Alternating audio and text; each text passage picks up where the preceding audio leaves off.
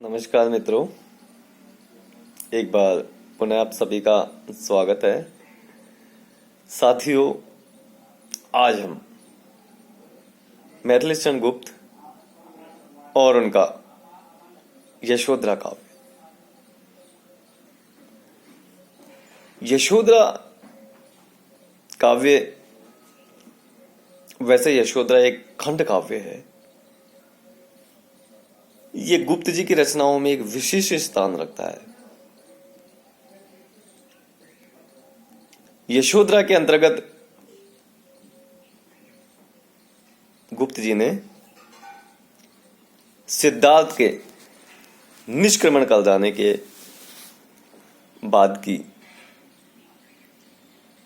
स्थिति को और विशेष तौर पर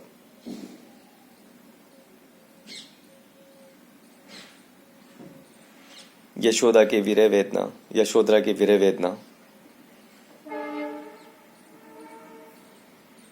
उसकी व्यथा,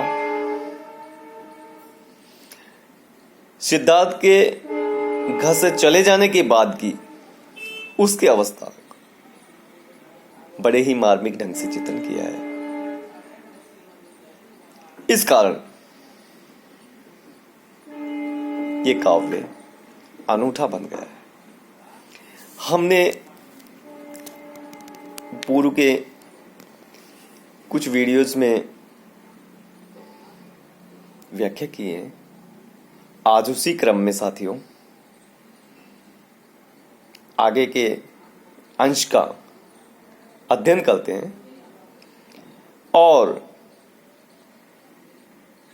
समझते हैं कि किस प्रकार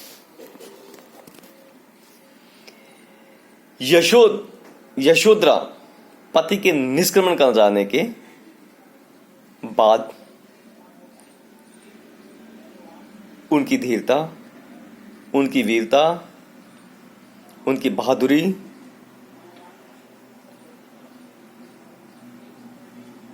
को मन ही मन स्मृत करती है और सोचती है। क्या सोचती है? कौन सी स्मृतियां उनके मन में आकर के उनकी वेदना को और तीव्र करती है। देखिए, उर्मिला कहती है, मित्रों, देख कराल काल सा जिसको, देख कराल काल सा जिसको, कांप उठे सब भय से, कांप उठे सब भय से, गिरे प्रतिद्वंदी नंदार्जुन, गिरे प्रतिद्वंदी नंदार्जुन, नाग दत्त जिस हाय से, नाग दत्त जिस हाय से, वही तुरंग पालित कुरंग, वही तुरंग पालित कुरंग सा, नत हो गया विनय से, नत हो गया विनय से।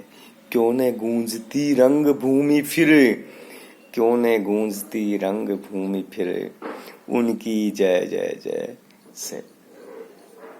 निकला निकला वहां कौन उन जैसा, निकला वहां कौन उन जैसा, प्रबल पराक्रमकारी, आर्य पुत्र दे चुके परीक्षा, अब है मेरी बारी।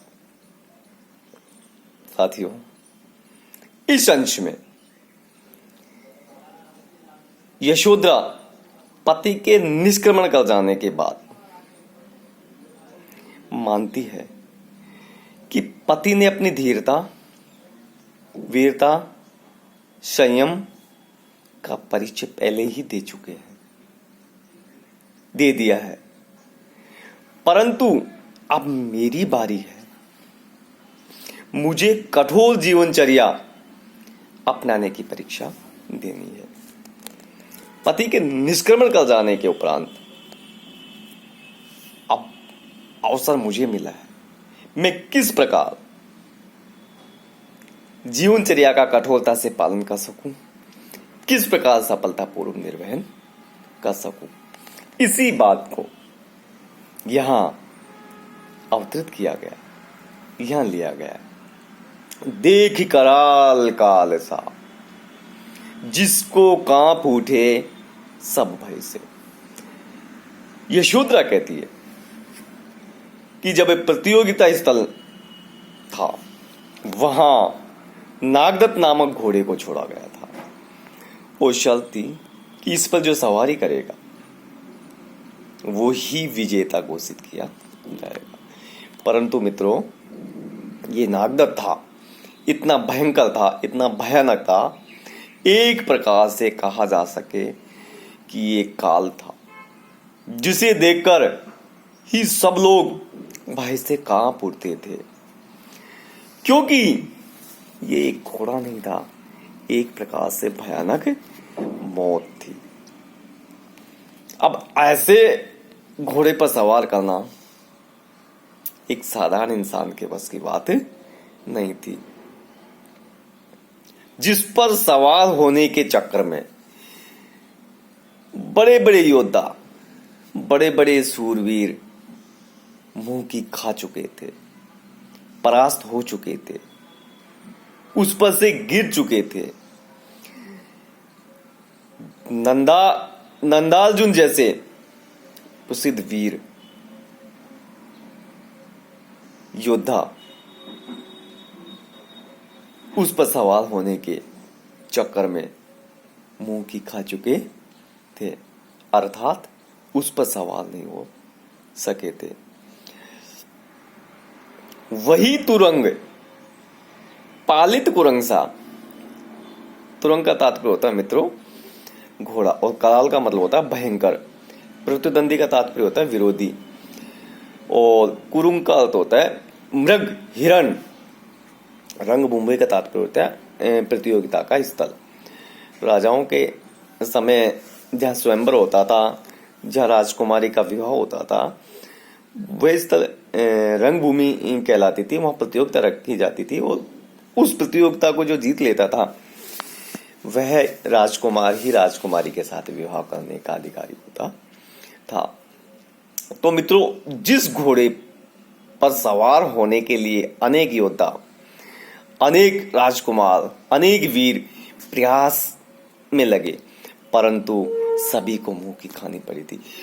ऐसे भयानक, ऐसे काल के सदृश, ऐसे क्या कहेंगे, भयंकर घोड़े को तो सिद्धार्थ ने पालतू हिरण की तरह पकड़ लिया था, वश में कर लिया था, न तो हो गया विनय से। और वो भयंकर जो काल के सदृश प्रतीत हो रहा था सिद्धार्थ के सामने, तो विनय से नतमस्तक हो गया था। अब आप सोचिए, ऐसे वीर के सामने ऐसा भयंकर घोड़ा भी नतमस्तक हो गया, तो फिर क्यों ने गूंजती रंगभूमि फिर उनके जय जैसे। चारों ओर रंगभूमि सिद्धार्थ के जयकारों से गूंज उठी। और क्यों ना गूंजे, क्योंकि जिसको वश में करने के लिए अनेकों नेक राजकुमार और राजाओं ने प्रयास किया, लेकिन उनसे वश में नहीं हो पाया, वो सिद्धार्थ ने बड़ी आसानी से कर दिया, तो फिर उनकी जयकारे गूंजना स्वाभाविक था। निकला वहां कौन उन जैसा, उनके जैसा पराक्रमी रंगभूमि में और दूसरा कोई नहीं था, क्योंकि सिद्धार्थ प्रबल पराक्रमी थे। उनके समान दूसरा कोई पराक्रमी वीर, शूरवीर योद्धा उस रंगभूमि में नहीं था। क्योंकि यशोधरा के पति सिद्धार्थ ने उस रंगभूमि में विजय प्राप्त की थी, और सबसे बड़े पराक्रमी सिद्ध हुए थे, इसलिए उन्होंने तो उसी रंगभूमि में परीक्षा दे चुके। अब बारी है मेरी कि मैं किस प्रकार उनके अभाव में, उनके निष्क्रमण कर जाने के बाद जीवनचर्या का निर्वहन करूं। अनासक्त बनकर मुझे परीक्षा देनी है, मैं कितनी इस पर सफल होती हूँ। अब मेरी परीक्षा की घड़ी है, परीक्षा की बारी मेरी है, क्योंकि उन्होंने तो पहले ही परीक्षा दे दी है। देखिए, इस अंश में यशोधरा ने सिद्धार्थ को प्रबल पराक्रमी, साहसी बता करके अब उनके अभाव में स्वयं के सफलतापूर्व जीवन निर्वाह करने की आकांक्षा की बात कही है। दृढ़ संकल्प लेती हुई कहती है कि अब बारी मेरी है। भाषा में तत्सम शब्दों की प्रधानता है। उपमा और अनुप्रास अलंकारों का प्रयोग किया गया है। आगे के क्रम में यशोधरा कह रही है, सभी सुंदरी बालाओं में मुझे उन्होंने माना, सबने मेरा भाग्य सराया, सबने रूप बखाना। खेद किसी ने उन्हें ने फिर ठीक ठीक पहचाना। भेद चुने जाने का अपने मैंने भी अब जाना। इस दिन के उपयुक्त पात्र की उन्हें खोजती सारी। आर्य पुत्र दे चुके परीक्षा, अब है मेरी बारी। मित्रों, यशोधरा स्वयंवर की उस दिन की स्थिति को याद करती हुई कहती है कि सिद्धार्थ ने मेरा वर्ण किया, मुझे चुना। सभी लोगों ने बड़ी सराहना की, बड़ी प्रशंसा की, और मैं भी बड़े हर्ष से, बड़े सुख से, बड़े आनंद के साथ अत्यंत पसंद थी।